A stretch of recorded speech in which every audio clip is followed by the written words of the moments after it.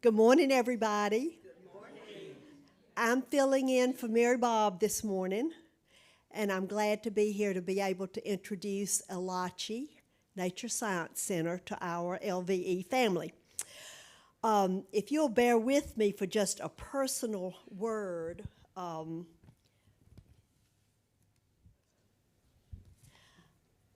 Danny and I have considered ourselves friends and advocates for Elachi really since it began.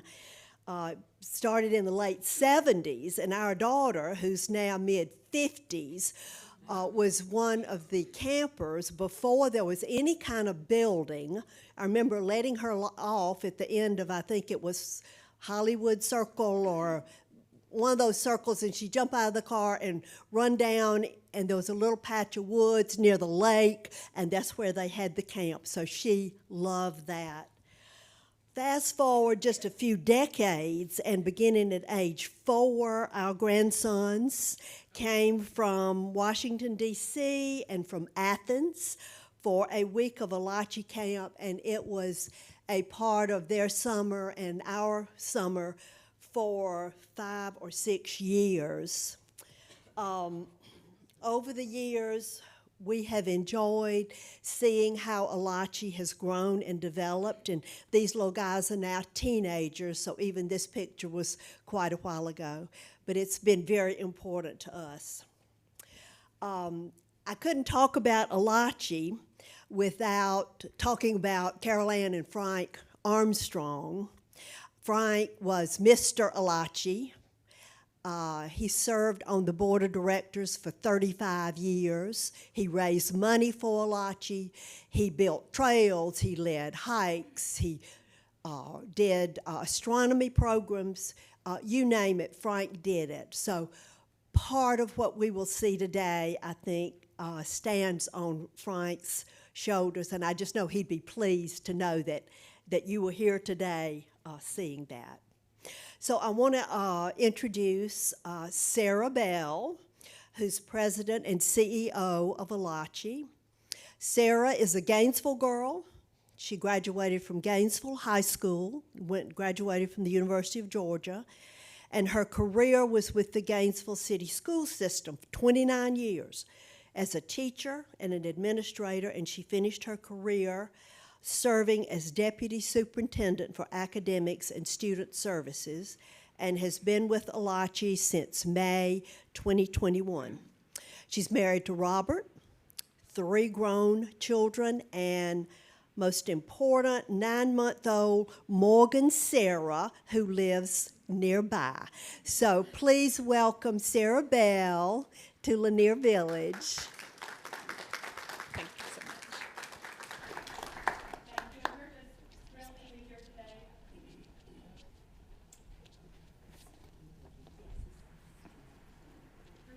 To be here today.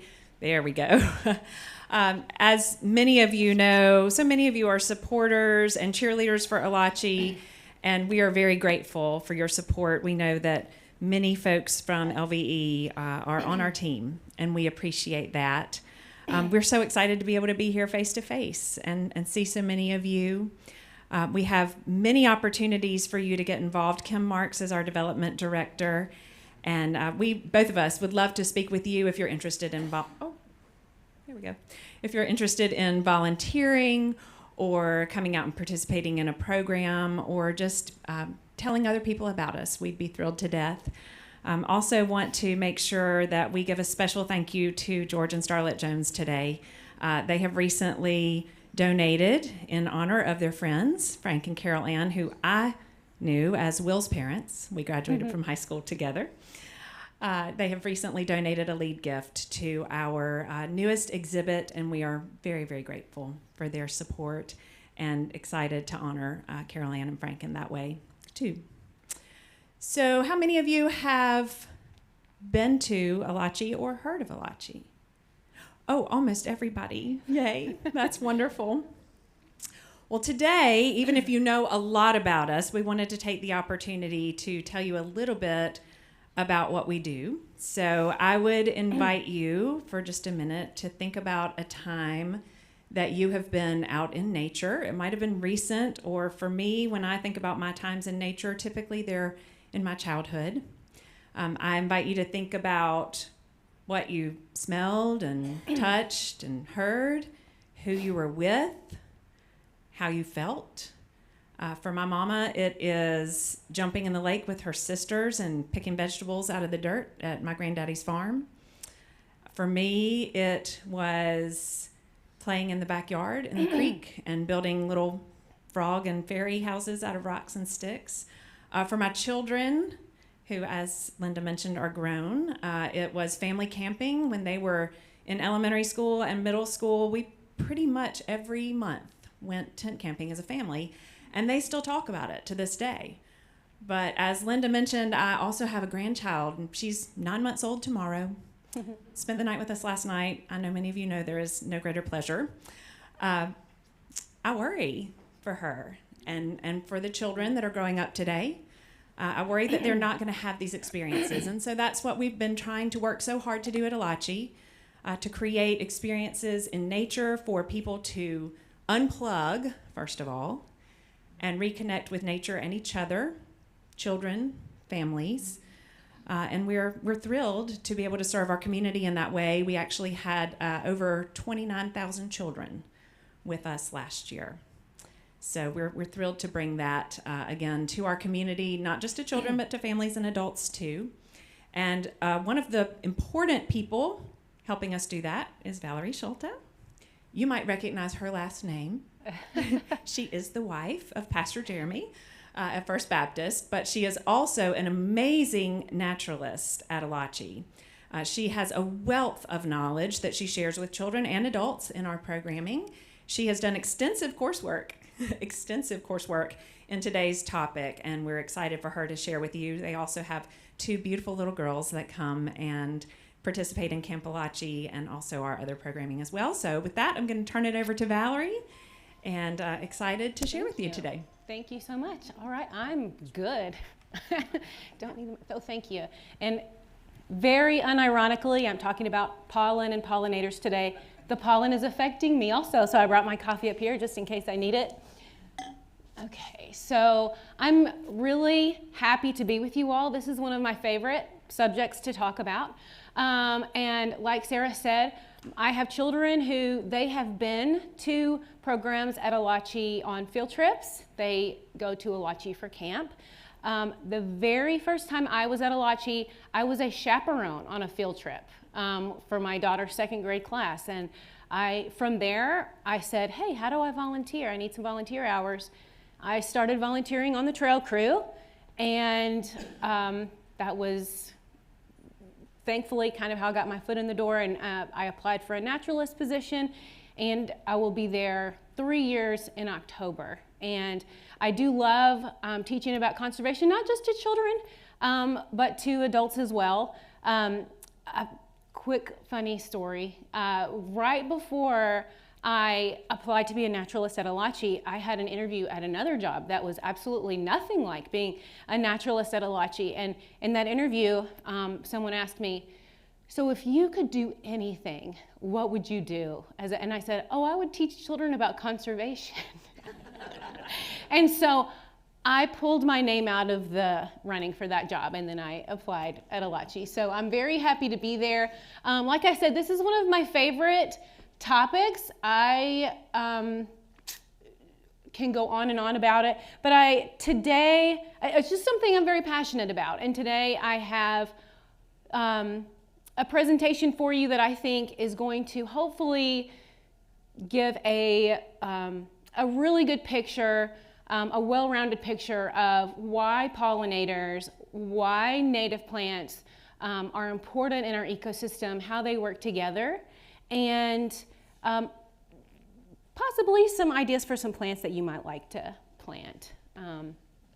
Let's see. Okay, this is my cover. So I just wanted to point out really quick, this is just my title shot here, but on the right, there is it's not an orange fritillaria, but this is a flame azalea. And the flame azalea is a plant native to this area. And we're going to cover native and a few other common terms in just a second. But because of where the reproductive organs are on the azalea, it needs a butterfly that has large wings to be able to pollinate it, because the large wings can touch both of the reproductive organs on the flower. So this is one, we're going to talk a little more about some of those very specific examples, but the flame azalea, it needs very specific butterflies, okay? But let's kind of move on here. All right, so some common terms. Some of you might be familiar with these, and some maybe not. A few of these terms get used interchangeably. Native, and this can be for plants or pollinators, by the way. So native means that it's naturally occurring within a specific region or ecosystem. It was not introduced by humans. I've got my toadshade trillium here as an example of that, and I was astounded recently. I was on, it was a website for the government for the forestry, but it had a map of where you could find toadshade trillium, and Georgia was not on it. And so I need to correct this somehow. I need to call somebody.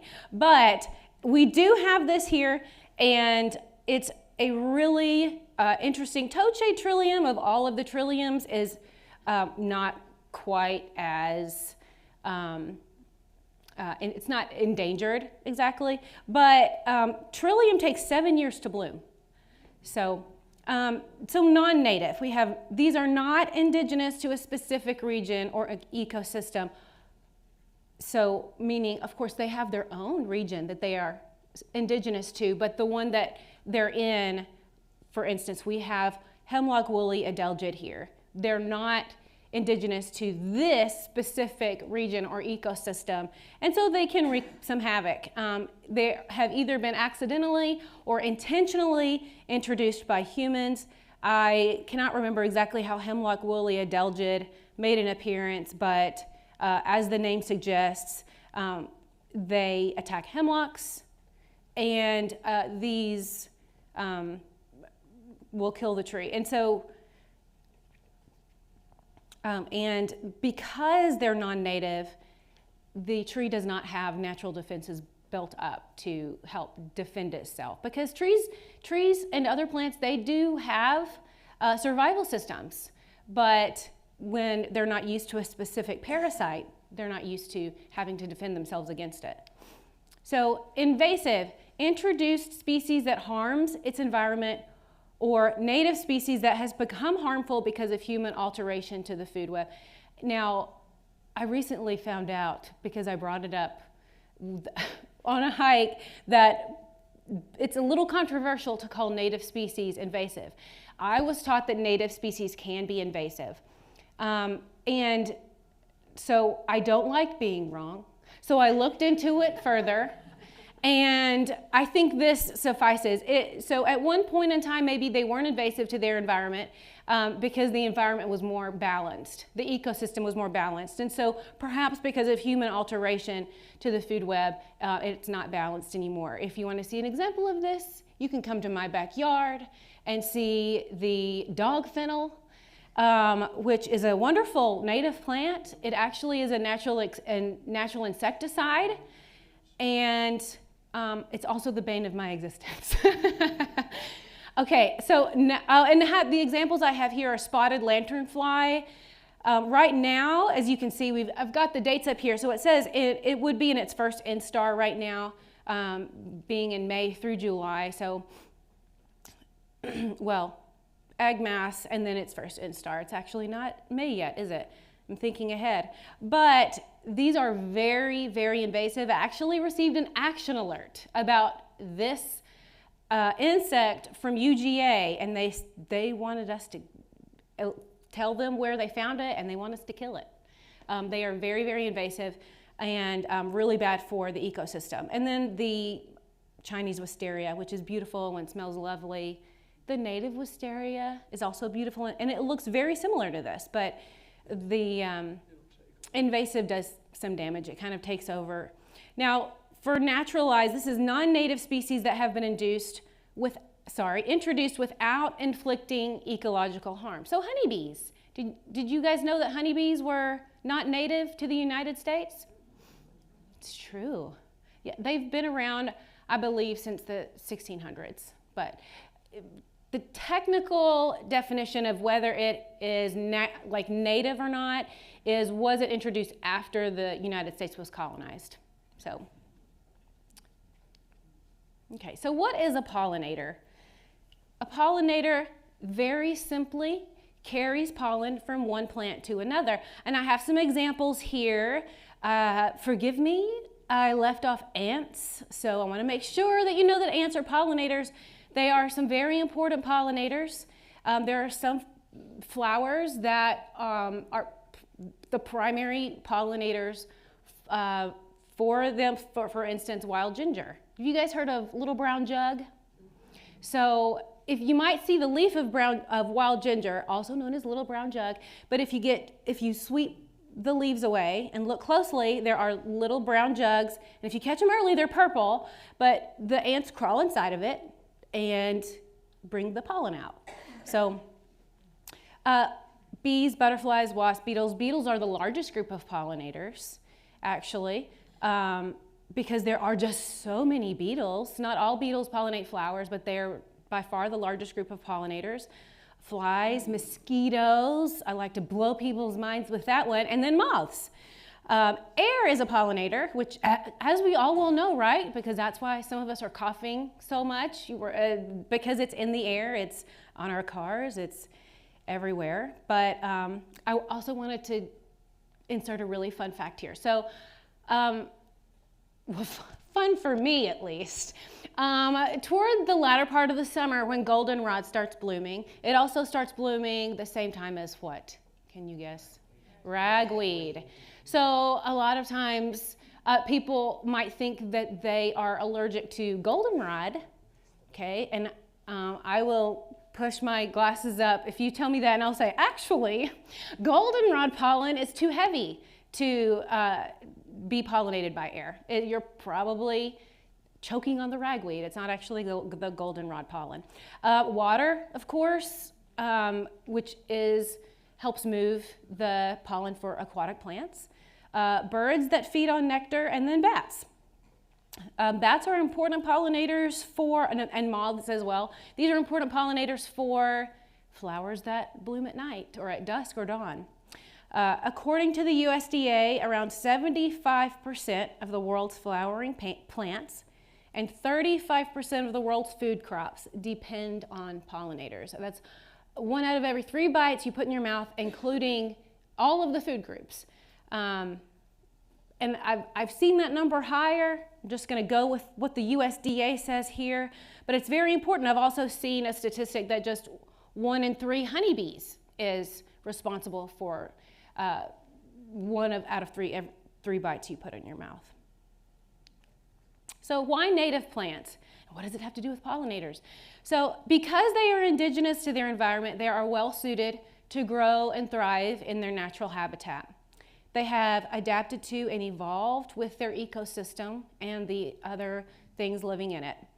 When we use native plants, we are helping to maintain the health and diversity of the entire ecosystem of which we are a part. So that's one thing that I want to impart today, is that we're talking about that entire ecosystem here. And so if we took one thing out of the ecosystem, like if we took the large butterflies, the butterflies with the larger wings out of the ecosystem, what about our azaleas?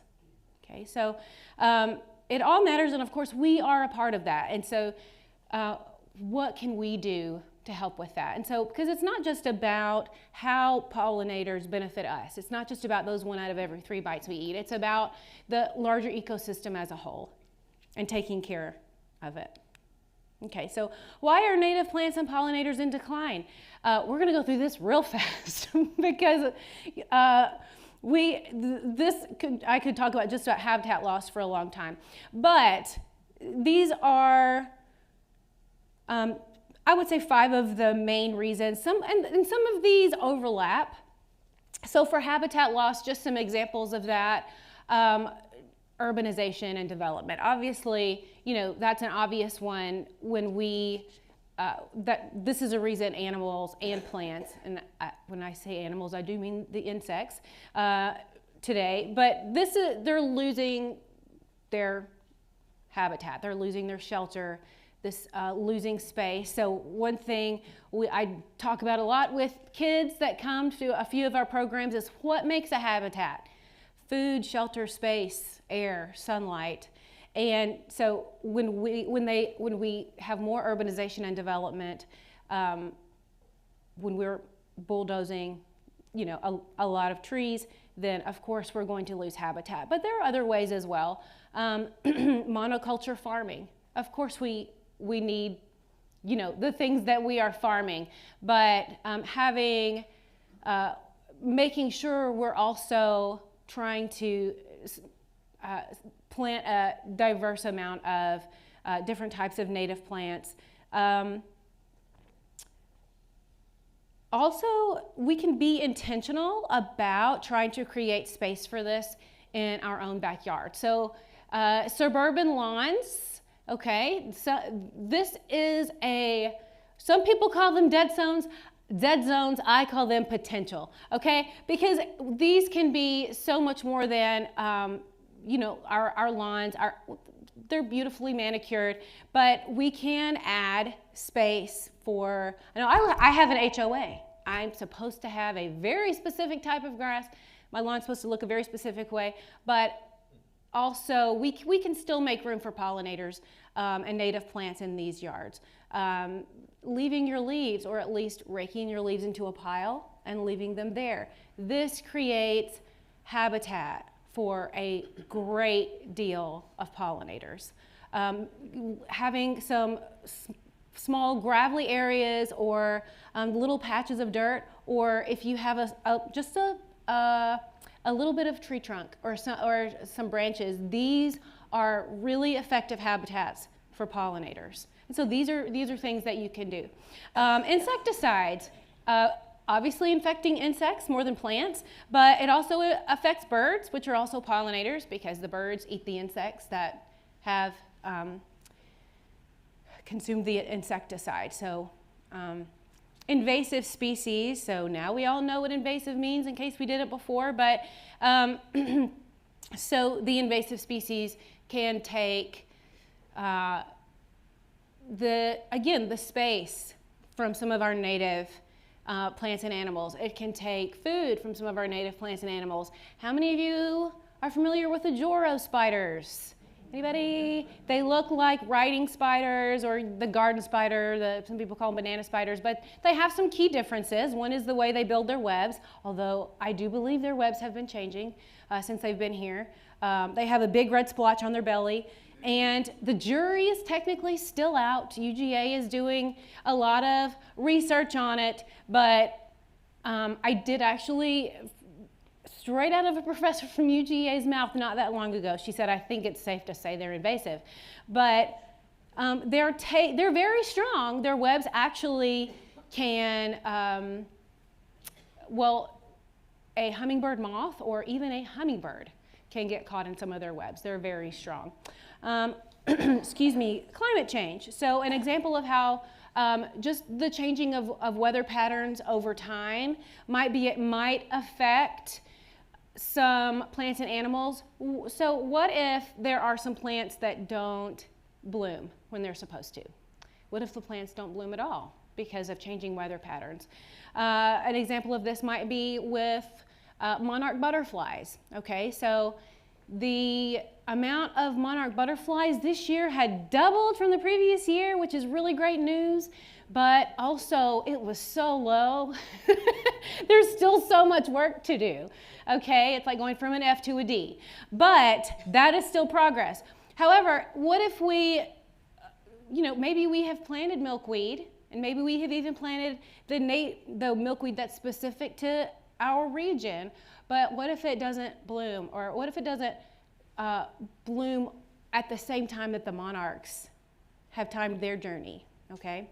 So it's important to keep that in mind. And then pollution. And so Specifically, I wanted to mention air pollution and light pollution. Okay, so what even is light pollution? Well, as you all know, this is the time of year when a lot of birds are migrating. Okay, so having a lot of lights on, and also for insects as well. So a lot of these animals, they're using stars and the moon to help guide them. Okay, it's innate in them. It's actually not fully even like scientists can't fully understand exactly what it is, but they have an idea that it's their antenna. For one, at least with monarchs, I know, it helps them figure out where they're going. Moths, did you guys ever wonder why moths are drawn to light? So they are drawn to the moon. They're drawn to the light of the stars and the moon. And so when they see lights outside, we're talking about light pollution again here, they just start circling and circling and circling. They're confused. They think they're getting closer to the moon. And then sometimes they get caught in the lights. So light pollution, I started with birds and ended with insects. But to go back to the birds, so with light pollution, of course, the lights can be confusing to them as well on their journeys, but also it can confuse them about what time of day it is. So using your blinds at night, just closing your blinds, maybe using a security light, and so one that comes on when there's movement outside and not just it's constantly on, having your lights pointed down instead of up or out. That can help. With air pollution, just speaking about insects in general, our pollinator insects. So many of them use smell to find a mate. They might use smell to warn other of their species that there's danger.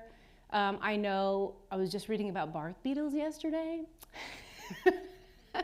And I found a stick that had a beetle gallery. Okay, this is made by beetle larvae, and they're from bark beetles. And so obviously I was reading about it, and I had to bring the stick back and show my kids. But the bark beetles, the females, they can smell the weakness in a tree.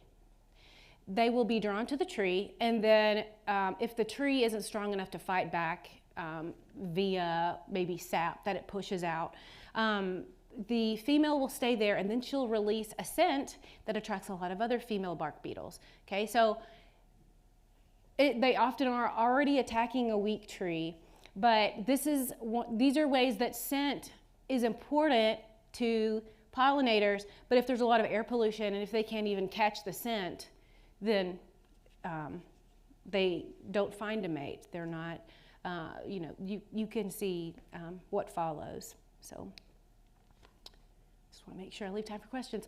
Okay, so some important relationships. I only listed 4 here. There are many, many more, but just to point out some of, again, just like with the azalea and the large winged butterfly, some of the really specific mutual relationships between some of these plants and animals. So monarch butterfly and milkweed. Many of you probably know about the relationship between monarchs and milkweed. Monarchs lay their eggs on milkweed. They don't lay their eggs on anything else.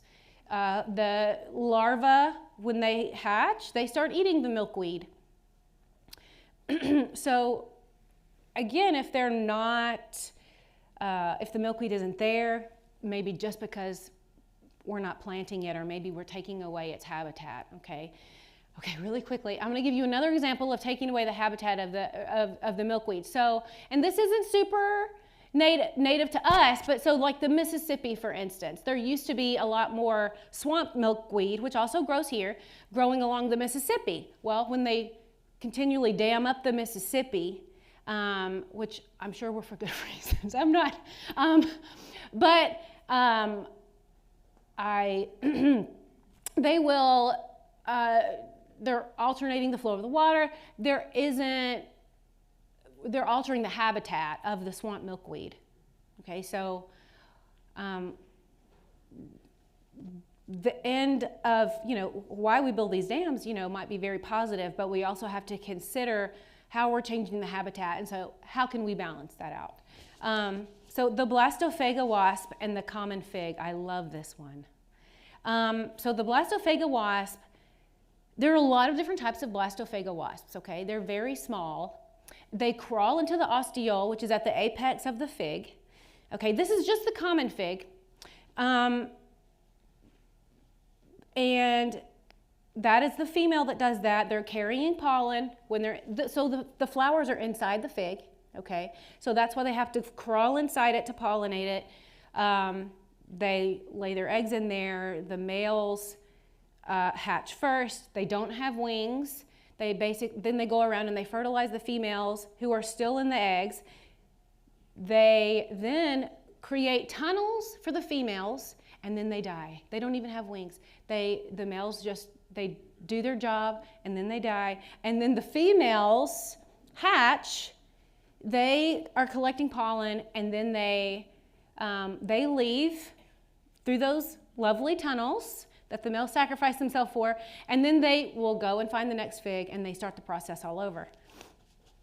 Yucca moth and yucca plant, these do not survive without each other, okay? The yucca moth mates on the yucca plant. The yucca moth lays its eggs on the yucca plant. Of course, the larvae eat some of the yucca plant, and it is the only pollinator that pollinates the yucca plant. They need each other to survive. And then we have the Gulf fritillary and the passion flower.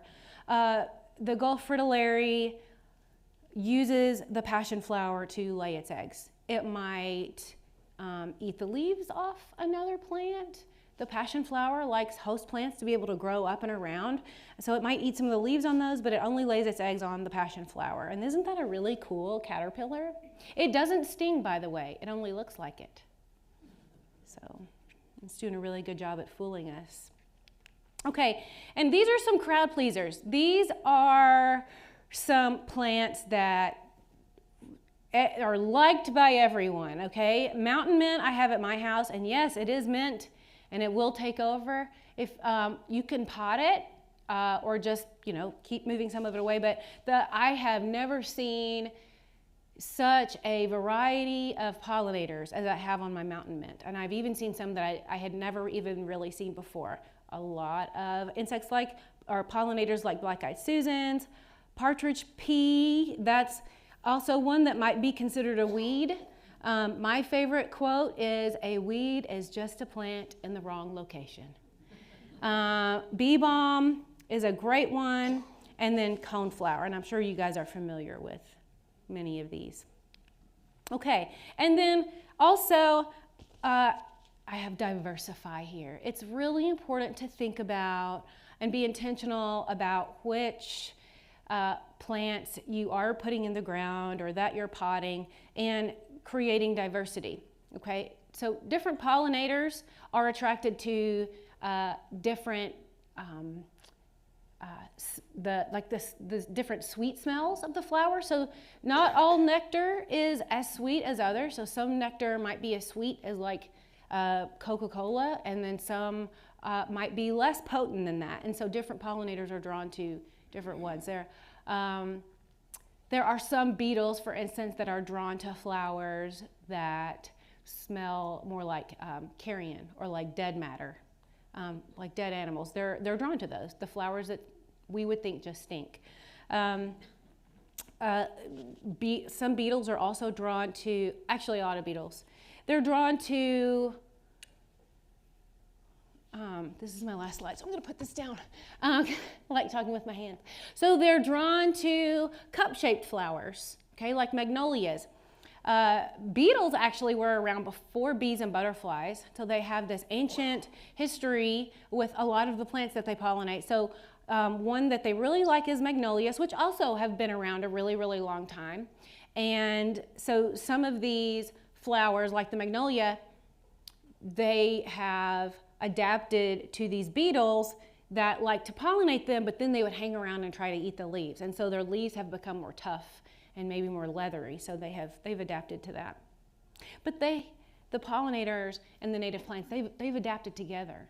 Okay, so I said the sweetness of the nectar, the color. Of course, we know that hummingbirds, for instance, they're drawn to bright colors like pinks and reds and purples. Other birds are drawn to that as well. The size and shape is important. Of course, again, thinking about a hummingbird and thinking about their tongue that comes out and the shape of the flower that they like to pollinate, because it's what they can access more easily. So that really matters. And of course, like our coneflowers, I don't think I've ever seen a hummingbird on a coneflower, but I've seen a lot of other pollinators on coneflowers. Again, it's a crowd pleaser. Height is one, and thinking about mixing up the heights. So not necessarily putting 2 3-foot tall native plants right beside each other, but maybe put a 3-foot tall one by some of the mountain mint that grows even taller, or by something like a black-eyed Susan. So mixing that up, what you put right next to each other. A blooming season. So our pollinators, they're not just looking for pollen in the spring, right? They need pollen in spring, summer, fall. So trying to have a diverse amount of plants that so at least the pollinators have something to go to. And then day or night blooming. So I mentioned toward the beginning we have our bats that are out at dusk or dawn or at night. Moths. Again, these are most commonly are coming out at night, and so they're looking for plants that are blooming at night, or at least don't close at night. And they also like lighter colored ones, so like white flowers. A lot of plants that only bloom at night are that color. So that is the end of my presentation. I'd love to answer some questions, if anybody has any. Yes? What, just a minute. Okay, oh, we've got a microphone. Do y'all have any plans to do another Master Naturalist class? I am actually a graduate of Master Naturalist classes. No? No. Oh, yes. Okay. Now it is. So we do get that question quite often. We noticed that some of our capacity and interest in Master Naturalist had waned, so we have not done the Master Naturalist program this year. We are considering it either for next spring or the following year. We want to make sure we've got enough interest to be able to offer that class. However, one thing that we did do this past spring was offer something called Wild Wisdom. So what we did was for each month we paired an expert. So many of those folks at UNG or other professors that we knew or other experts in town would do a lecture 1 week, and then 2 weeks later we would have an experience. So for instance, in February, Peter Gordon came and did a lecture for those that did not want an active experience, or some people might have participated in both, and that was wonderful. Then he took some of the same folks and then some different folks down to the lake on the other side of the preserve for some actual bird watching. We anticipate that if we do not do Master Naturalist or offer Master Naturalist next year, that we will have some kind of offering for folks who are interested in something but maybe not the full commitment for a Master Naturalist. That was a really long answer, but that is the answer. Okay, question? Thank you for the question. Can you hear me? Okay. I noticed also that the Joral spider web seemed to be changing. And so I was very happy to hear that I was not the only one that have seen this. So what have you noticed specifically? Originally, at the bottom of the web was always a jagged part. And that seems to be moving or going, migrating.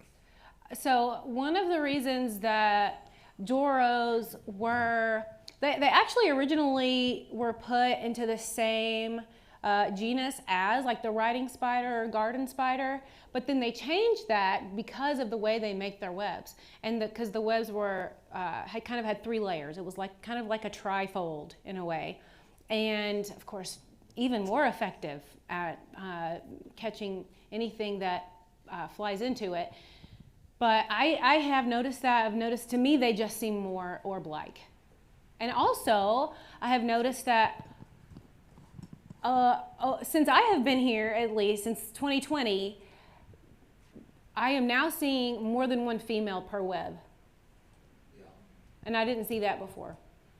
So. You saw a lot of little males. Yeah, the males are so different. They're just teeny tiny little brown things. And the females are the ones that get all the attention, deservedly.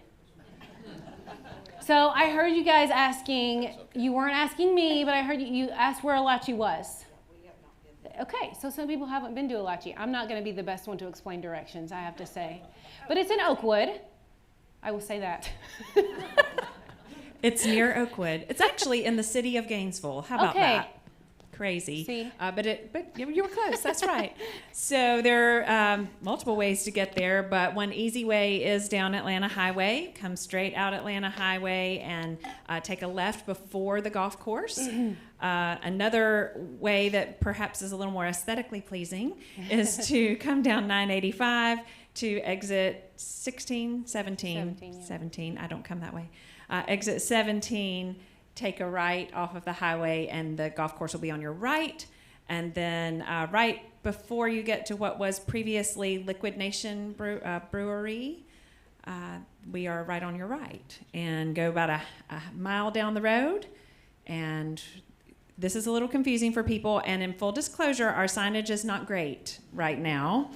We are undergoing a construction project. So once you come past our parking station, you'll park past some bike trails. You keep going, and you'll go across that big, beautiful bridge you might have seen that's new. And if you go straight, you'll be in a hiking parking lot. It's a gravel lot. But if you take the curve to the left, come down, and our building is right down at the bottom of the hill. Mm-hmm. Thank you, Sarah. I wouldn't have done that well. How walkable are some of your trails, and how assisted is it?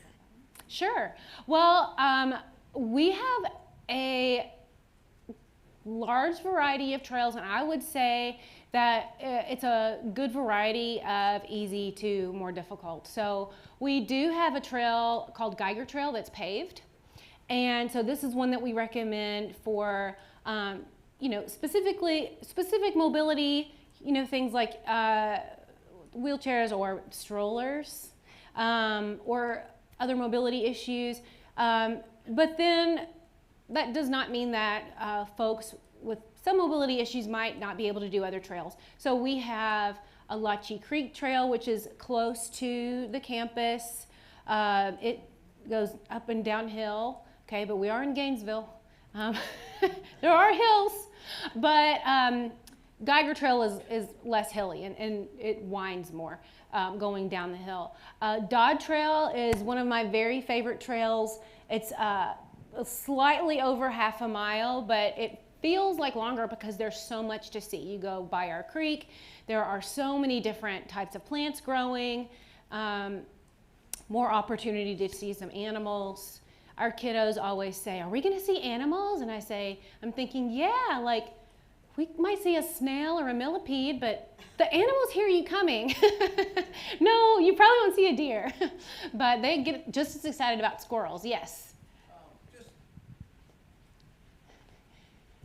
Just as a comment, if you can't walk down to the lake on the gravel trail, you probably can't do most of Alachi. You've got to stay on the sidewalk. Okay, yeah. So I think in that case, Geiger would you agree about Geiger Trail? Yeah. Do you think? Okay. And Geiger has a lot of great things to see on it as well. It's just thankfully paved. And lots of scenery, yes, exactly. Yeah. Kim said panoramic scenery, which is a great way to describe it. It actually has a really great overlook. And then our trails get longer from there. We have our backcountry trail, which is the most challenging. I would say our lake loop, which you can access from Alachi. It meets up with some other trails there. But also many people, the Lake Loop technically starts at Chicopee Woods Lake, Chicopee Lake. I'm getting that right? Yes. What can you tell us about the great pollinator count that occurs every year? The great pollinator count. I can tell you that you all can participate in that. So the great pollinator count, I think they do it just once a year, and I can't remember what time of year, although I always get the emails. Do you remember?